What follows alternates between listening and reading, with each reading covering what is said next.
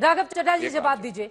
ठीक है, उन्होंने कई महत्वपूर्ण मुद्दों को लेकर आप पर सवाल उठाए हैं और ये तो जेन्युइन सवाल है। वो हालांकि इसको होल्ड कर गए, लेकिन रात तक विधानसभा चल जाती। कम से कम आप कह रहे हैं कि दिल्ली के लोगों में कुछ लोगों की सैलरी लुक गई, तो रात के 12 बजे के बाद कम से कम सबके पास मैसेजेस आ जाते, या सुबह सुबह 8 बजे के बाद। उसको कर पाने में कामयाबी तो नहीं मिली ना। अगर हम सिर्फ निशाना साधेंगे और इस तरह से बताते रहेंगे केंद्र ने ये नहीं दिया, राजधानी दिल्ली पूर्ण राज्य नहीं है, इस बात को समझना होगा राघव चड्ढा जी। और हर बात का ठीकरा क्या केंद्र सरकार पर फोड़ना सही है? राघव चड्ढा जी, ये तो कमाल के ही सवाल हैं चित्रा जी आपके, कि 11 दिन तक हमारे बजट की प्रतिलिपि पर केंद्र सरकार बैठी रही, अधिकार क्षेत्र के बाहर जाते हुए असंवैधानिक कार्य का परिचय देते हुए हमारे बजट पे उन्होंने रोक लगा दी। सवाल उनसे नहीं, सवाल हमसे किए जा रहे हैं कि अब रात को प्रस्तुत कर दें, आज रात को विधानसभा चला लें। सवाल आप हमसे पूछ रही हैं, सवाल तो सुधांशु जी से पूछा जाना चाहिए। खैर, मैं जवाब दे देता हूं। आज सुबह 11 बजे बजट प्रस्तुत होना था। भारतीय जनता पार्टी की सरकार ने हमारे बजट को रोक लिया। आज देर शाम उसकी अनुमति आई है। कल सुबह सुबह बजट प्रस्तुत करके बजट को पास कर देंगे। वित्तीय वर्ष की शुरुआत 1 अप्रैल 2023 से होगी। अरविंद केजरीवाल जी किसी की वेतन, किसी की सैलरी, किसी का खर्च, किसी प्रकार की कोई कल्याणकारी योजना को रोकने नहीं देंगे। बीजेपी के लोग जितने बाण चलाते हैं अरविंद केजरीवाल पे, अरविंद केजरीवाल वो सारे बाण अपनी छाती पे सहते हैं। एक भी बाण और लड़ाई की एक भी छींट अपने 2 करोड़ दिल्ली वालों पर नहीं पड़ने देते, आगे भी नहीं पड़ने देंगे, छाती पे सहेंगे। नंबर 2, आपने कुछ मुख्य सवाल पूछे, मैं एक एक करके सबका जवाब दे देता हूं। सुधांशु जी ने 2 मुख्य कारण बताए हमारा बजट रोकने का। पहला, उन्होंने कहा कि हमने प्रचार प्रसार में बहुत खर्चे में बढ़ोतरी कर दी। ये तो सरासर झूठ है, क्योंकि प्रचार प्रसार में तो जितना वित्तीय वर्ष इस वित्तीय वर्ष में आवंटित हमने किया, उतना ही पिछले साल किया था, उससे पहले भी उतना ही किया था, उससे पहले भी इतना किया था। यहां तक कि जो महंगाई की दर होती है, इन्फ्लेशन इंडेक्स जिसे कहते हैं, उसके अनुरूप भी प्रचार प्रसार के पैसे को नहीं बढ़ाया जो बढ़ना चाहिए। जैसे आपकी पगार अगर 1 लाख रुपए महीना है, तो हर साल 7% या 8% से आपकी पगार बढ़ती है, क्योंकि देश की महंगाई उस दर से बढ़ रही है। हमने तो उस दर से भी प्रचार प्रसार का पैसा नहीं बढ़ाया, एक फूटी कौड़ी नहीं बढ़ाई। जितना पुराने वित्तीय वर्षों में था उतना ही इसी वित्तीय वर्ष में। तो फिर भैया क्यों रोका आपने हमारा बजट? दूसरा, इन्होंने जवाब दिया कि हमने बजट इसलिए रोक दिया क्योंकि कैपिटल एक्सपेंडिचर आपने बहुत भारी तादाद में कम कर दिया, इंफ्रास्ट्रक्चर पे खर्चा बंद कर दिया। 78,000 करोड़ में से 22,000 करोड़ रुपए कैपिटल एक्सपेंडिचर है, जो अभी तक के ये तो 3 बार आप बता चुके हैं राघव चड्ढा जी। हाँ, ठीक है, अब मेरा सवाल सर सुन लीजिए। इतिहास में सबसे ज्यादा, ठीक है, लेकिन वही सवाल अब मैं फिर से आ जाती हूँ। राघव जी, एक सेकंड में आ जाती हूँ। 22,000 करोड़ रुपए आप 3 बार बता चुके हैं कि बुनियादी ढांचे पर खर्च किया जा रहा है। आपने बार बार इस बात पर आम आदमी पार्टी की सरकार ने जोर दिया, दिल्ली वालों का पैसा रोक लिया, सैलरी कैसे जाएगी, कल सैलरी देनी है, सैलरी कैसे जाएगी? सर, वित्त वर्ष की शुरुआत कब से हो रही है, आपने खुद ही जिक्र किया। तो बार बार इस बात को लेकर लोगों के सामने जाना कि जैसे आज ही पैसा देना था, सरकार की ओर से पैसा नहीं आया, इस वजह से पैसा जा नहीं सकता है। सर, ये दोनों ही चीजें तो नहीं चलेंगी ना राघव चड्ढा? मैं बता देता हूँ, मैं बता देता जी। आपने ही अपनी बात को खारिज किया। सारे सवाल हम ही से पूछिए, पाप तो हम ही करते हैं। बीजेपी, अरे मैं पूछ लूंगी, ज्यादा मौका आपको ही दे रहे हैं। बीजेपी को बुलाइए मत बहस में, सारे सवाल मुझे से करिए, मुझसे फिर 1-to-1 इंटरव्यू करिए ना चित्रा जी, फिर सुधांशु जी को क्यों बुलाया है? आप सारे बड़ी दिक्कत है आप लोगों के साथ। कोई नहीं, मुझे आपके सवालों से कोई परहेज नहीं, मैं सीधा जवाब दूंगा। मैं सीधा जवाब दूंगा। आपने मुझसे सवाल पूछा कि भाई 1 अप्रैल से वित्तीय वर्ष शुरू हो रहा है, क्योंकि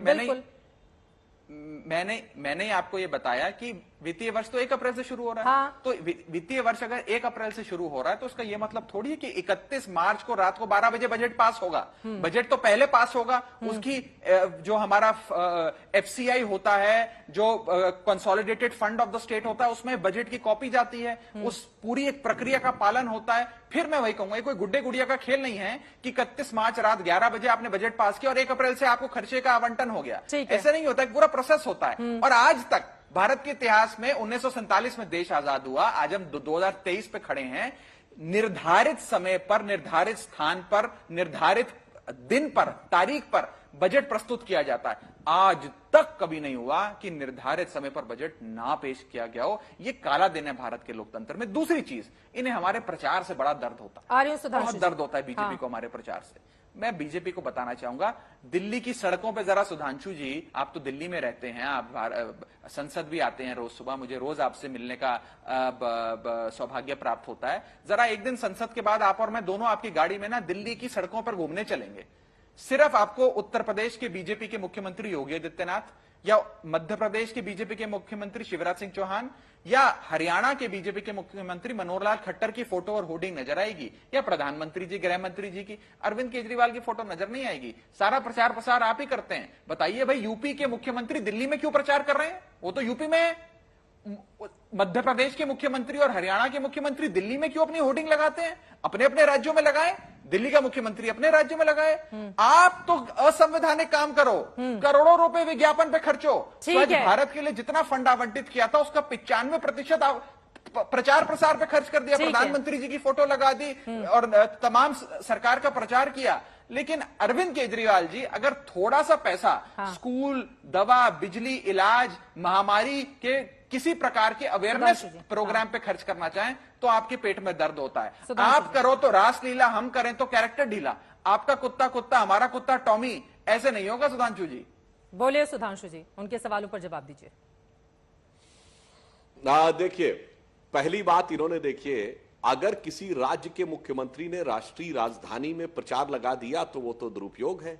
और पंजाब की सरकार का प्रचार गुजरात में हो रहा है। अब भाई क्या तर्क है? दूसरे राज्य में दूसरे राज्य का मुख्यमंत्री, अच्छा चलिए एडजॉइनिंग राज्य हो तो एक बार फिर भी मान लें कि अगल बगल के क्षेत्रों से कोई प्रभाव होता होगा। इतना दूर जाकर करने का प्रयास करना वो तो बिल्कुल नियमानुसार था। अभी आपने जो स्वयं बोला राघव जी, अपनी बात तो पुनः आपने कॉन्ट्रडिक्ट कर दिया। आपने पहले वाक्य में कहा हमारा बजट रोका जिसका अधिकार नहीं था। अरे जनाब, आप तो वो पार्टी है, मैंने तो पहले ही बोला, जो पूरा अधिकार के साथ संसद ने पारित किया उसके तो खिलाफ आपने पास कर दिया। अगर आपको लगता अधिकार नहीं था, कोई जरूरत नहीं थी केंद्र से इंतजार करने की, प्रस्ताव पारित कर देते बजट। फिर क्या बोला आखिरी वाले भाग में? अनुमति हमें इतने बजे प्राप्त हुई। तो पहले मान्यवर ये तय कर लीजिए कि आपको अनुमति की दरकार थी या नहीं थी, अधिकार था या नहीं था। यहीं पर सारा पेच है। यही वो दुष्प्रचार है जो आम आदमी पार्टी निरंतर करते रहना चाहती है कि मुख्य मुद्दे की बजाय, कारण क्या है कि शराब के घोटाले से लेके, बिजली के घोटाले से लेके, शिक्षा समय के घोटाले से लेकर यह पार्टी इतने प्रकार के भ्रष्टाचार में आकर डूब गई है कि अब भ्रष्टाचार से बचने के लिए वह कलाकार नाना प्रकार के प्रकार दिखा रहा है।